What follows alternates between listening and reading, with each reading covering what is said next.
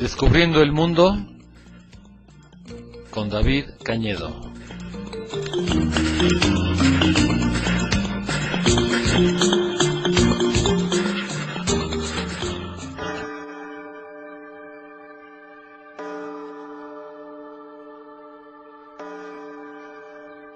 Hola, ¿qué tal? Aquí estamos como todos los miércoles a las 5:30, un poco pasaditas, se me hizo un poquito tarde. El caso es que aquí estamos. Un día un poco frío, nublado, como debe de ser en diciembre, aquí en la sierra. Bueno, pues vamos a seguir hablando de lo que estábamos hablando en las últimas semanas. Ya ven que de un tema me salto a otro, es como que cada tema va conduciendo naturalmente hacia otros temas. Hay tanto de qué hablar que nunca nos acabaríamos tantos temas de qué hablar. En las semanas pasadas estábamos haciendo un recuento, un panorama de lo que ha sido la esclavitud a lo largo de la historia, cómo desde las primeras civilizaciones, todas esas grandes civilizaciones que uno lee en los libros de historia, los egipcios, los sumerios, los mayas, los aztecas, los hindús, todos los que han pasado por el escenario de la historia, han construido su grandeza o sus delirios de grandeza, como le llamo yo, a costas de la explotación de infinidad de personas. Parece ser que la esclavitud es una de las enfermedades de la civilización, ¿sí? Desde las primeras civilizaciones hasta la fecha. Todas esas grandes civilizaciones hasta la fecha, ahorita vamos a ver cómo es la esclavitud en la actualidad. Entonces todas han sido basadas en un estado de las cosas en que es una minoría, últimamente es una minoría la que se beneficia, la que tiene todos los privilegios, y la mayor parte de la gente, hay una buena parte de la gente que realmente es la que tiene que sostener todo ese edificio. Y muchas de esas personas son obligadas a trabajar contra su voluntad, lo que se llama la esclavitud.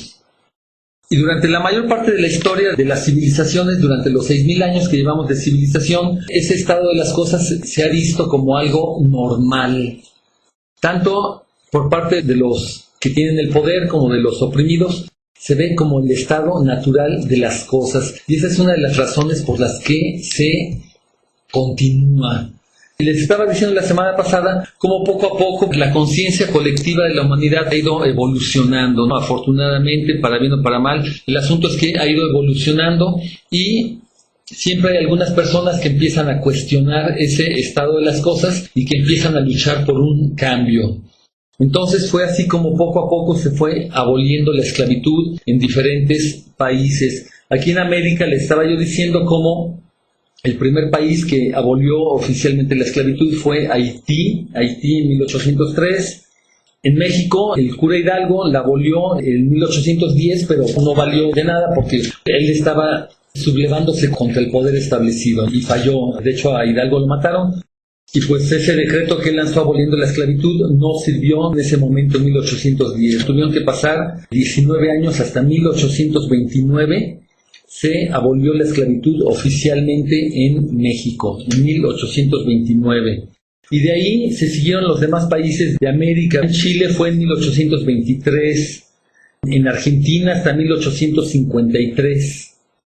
En Estados Unidos hubo una famosa guerra, la guerra de secesión entre los estados del norte y los estados del sur. Esta guerra se libró por muchas causas políticas, económicas, y de las razones que se enarbolaban era por la cuestión de la esclavitud. Los estados del norte tenían una posición más avanzada, por así decirlo, en cambio los estados del sur se aferraban a sus esclavos. Entonces, esa fue una de las razones, no fue la única, ni siquiera la principal, pero sí fue una de las razones por las que se libró la guerra de secesión, que en 1865 finalmente los estados del norte la ganaron y se abolió finalmente la esclavitud oficialmente con Abraham Lincoln. En otros países tuvo que esperar más tiempo. En Brasil fue hasta 1888. Es bastante reciente, hasta 1888, y en Cuba también en 1888, tanto en Cuba como en Brasil, se abolió oficialmente la esclavitud. Y bueno, pues De lo que vamos a hablar ahora es cómo es en la actualidad. Pues miren, una cosa es que haya un decreto que diga que oficialmente ya no haya esclavitud, y otra cosa es lo que sucede en la realidad. Las leyes y los decretos son muy importantes y de hecho sientan un precedente y definitivamente son necesarios, pero no porque se haga una ley o un decreto ya automáticamente de la noche a la mañana va a cambiar la mentalidad de las personas o va a cambiar el estado de las cosas. Aquí en México, aunque desde 1829, como le estaba diciendo, ya oficialmente se abolió la esclavitud, pues en la práctica siguió existiendo. De hecho, las condiciones eran terribles. A fines del siglo XIX, cuando estaba Porfirio Díaz que se mantuvo en el poder 30 y tantos años, las condiciones bajo Porfirio Díaz eran verdaderamente dramáticas. Había una burguesía que se creían muy influidos por las ideas europeas, muy afrancesados, muy aburguesados, que estaban completamente desconectados de la realidad del país en el que vivían, y del país del que obtenían todos sus privilegios. Toda esta burguesía que vivían allá en las capitales, en Guadalajara, en la Ciudad de México, vivían, como por así decirlo, en una burbuja de cristal, completamente divorciados de la realidad del país en el que vivían. Hay un libro muy conocido que escribió un periodista norteamericano. El libro se llamó México Bárbaro. Y el autor era Kenneth Turner, o algo así se llamaba este señor. Este señor viajó por México a fines del siglo XIX o principios del siglo XX, y en ese libro, que yo lo leí, por cierto, hace mucho tiempo, hace más de 20 años, no recuerdo demasiado el libro, pero sí tenía unos pasajes que eran verdaderamente impresionantes, en que hablaba de las condiciones en que trabajaban los indígenas, por ejemplo, en Yucatán, o en Tabasco, o en las minas de varias partes de la República. Y eran condiciones verdaderamente espantosas, ¿no? Era esclavitud con cualquier nombre que se le quiera llamar. A lo mejor no se le llamaba esclavitud, se le llamaba peonaje, se le llamaba como fuera, pero en la práctica consistía en esclavitud. Entonces, aunque oficialmente ya no existía, pero en la práctica siempre ha existido. De hecho, la Revolución Mexicana, a partir de 1910, cuando empezó la Revolución Mexicana, fue porque el pueblo ya había tenido suficiente, ¿no?, de ser explotados bajo condiciones realmente infrahumanas. Entonces, las revoluciones no suceden nada más porque sí. Entonces, aquí en México la Revolución Mexicana fue, como por así decirlo, una situación que se había ido cocinando durante mucho tiempo y que de repente explotó. Entonces el pueblo finalmente hizo oír su voz. Bueno, pues en la actualidad estaba leyendo aquí unos datos, hay datos muy interesantes que se obtienen cuando uno se pone a investigarlos, que nos dice que en todo el mundo, por lo menos se calcula en 12 millones de personas la cantidad de esclavos que hay actualmente. Hay países como en África, hay algunos países como Mauritania, donde hasta muy recientemente, estamos hablando de hace apenas 20 o 30 años, se abolió oficialmente la esclavitud. ¿Cómo ven ustedes? Sí, hace apenas 20 o 30 años.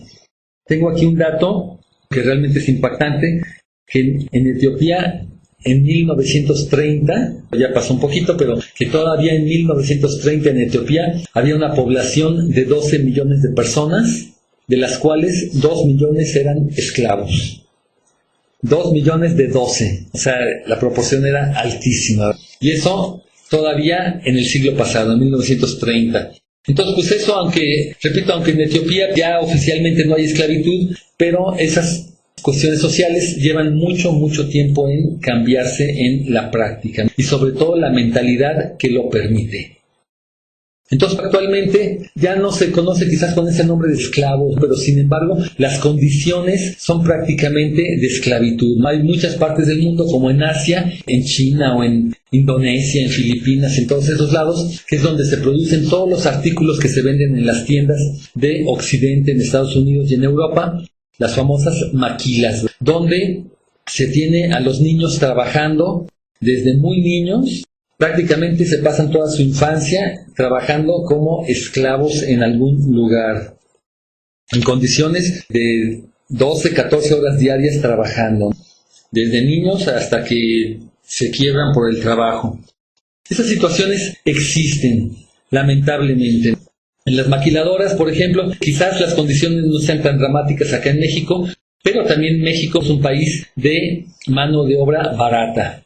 Hay cantidad de empresas extranjeras, ya sean gringas o europeas, que en lugar de poner la fábrica en Estados Unidos, la ponen en México, del otro lado de la frontera, ya en Tijuana o en Ciudad Juárez o en cualquiera de las ciudades que están a todo lo largo de la frontera, que se han llenado de maquiladoras. ¿Por qué? Porque acá del lado de México sale mucho más barato. La mano de obra es mucho más barata, y no solo es la mano de obra, también son las reglamentaciones ambientales, por ejemplo.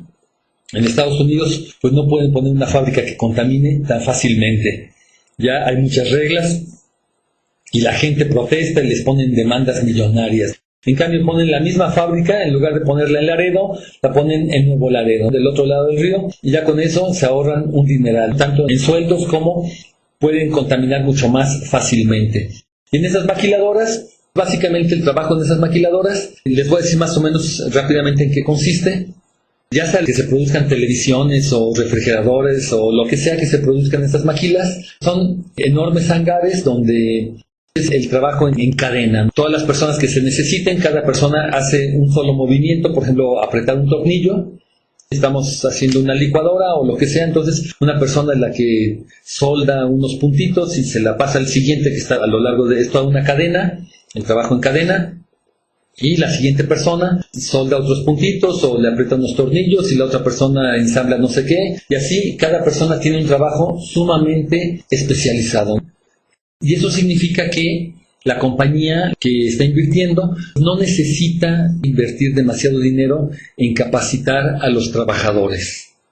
A los trabajadores no se necesita darles demasiada capacitación, porque son trabajos muy específicos. Por ejemplo, para soldar unos cuantos puntos o para atornillar unos cuantos tornillos, y ese movimiento lo van a estar haciendo todo el día y todos los días.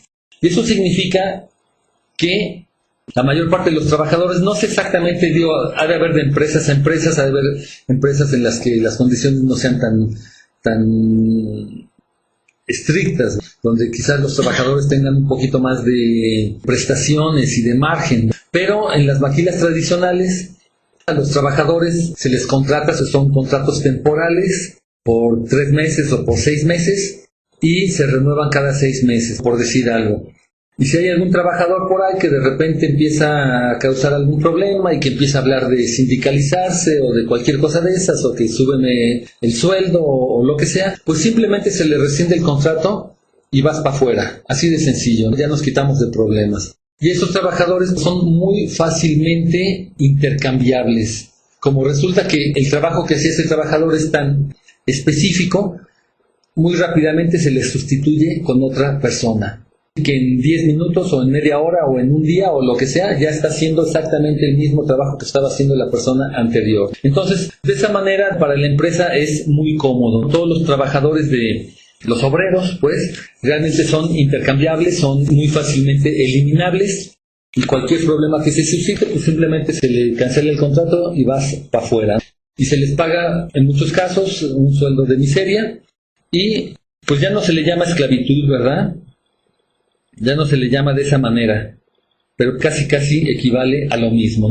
De hecho, una de las razones por las que se abolió la esclavitud fue cuando empezó el trabajo con la industrialización, y este trabajo de fábrica, de cadena, son cantidad de personas haciendo cada una su función.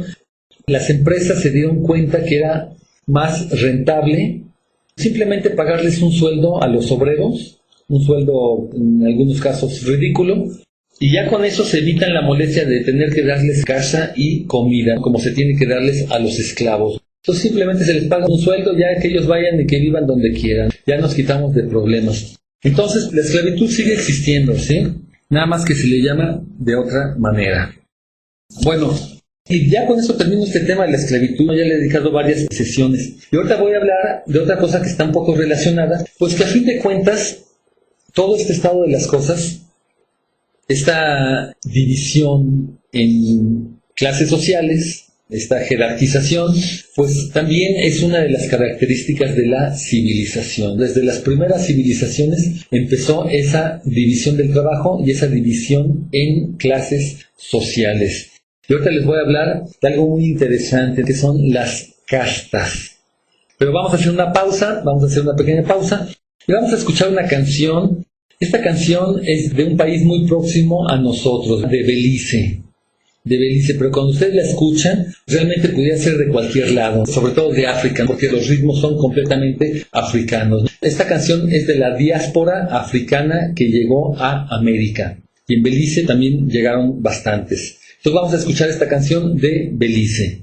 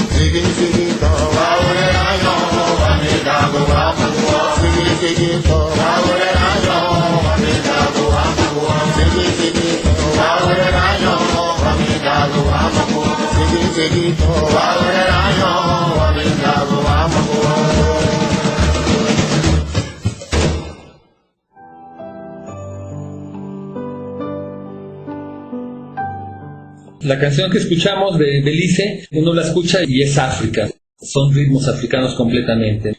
Ya les hablaré en alguna ocasión de Belice. Yo estuve ahí hace como 18 años, 19 años por ahí, en 1994. Entonces, también hay de qué hablar. Ya le tocará su turno.